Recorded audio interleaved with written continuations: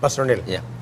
Makaigso na ato pong nakita, Pastor Ray, Pastor Hes, nga ang reaction bitaw sa Pangulo silang Isra, dili sayon. Actually, sa ilahang ako na-imagine sa ilahang kaugalingon, ilang mga anak, wala guro mo-involve ining problema ha. Pero tanawa ang atong text, giangko nila ang sala. Oo.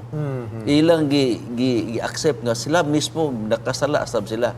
Isip Pangulo, I doubt nga tingali nagbasol sila, wa magita ka repriman, wa magita ka painumdum ining mga atong mga batanon. Wa gid ta ka remind ba?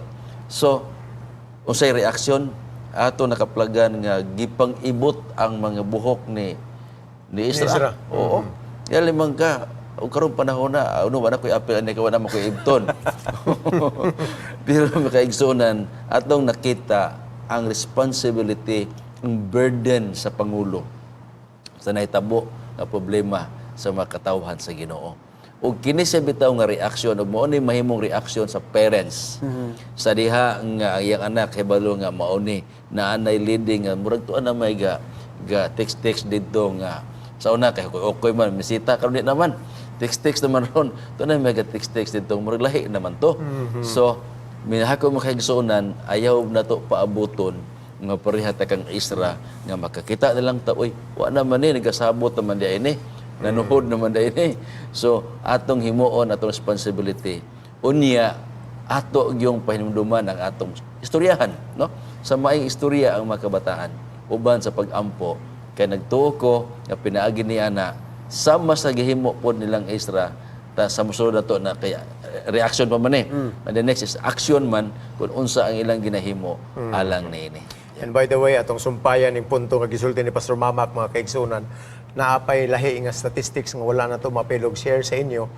According to statistics and the study, sagad sa mga batanon nga naminyo og beyond 30s, 35 and beyond mga kaigsunan, mao to sila ang daghan nga nisulod sa intermarriage mga igsoon. Which means, dili na magud sila mag-agad og parental consent or parental guidance or pirma sa ginikanan inigminyo, makabuot na sila og silang pilion.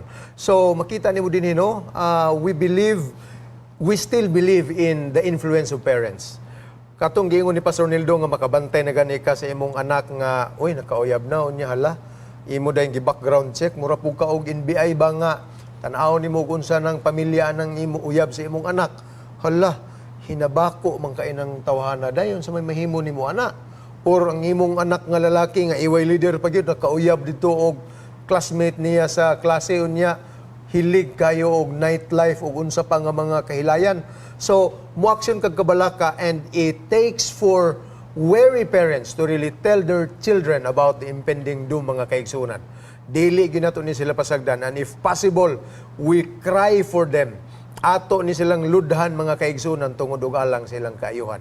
Ug nagtuo ko nga uban sa grasya sa Ginoo kining atong mga batanon makasabot gyud.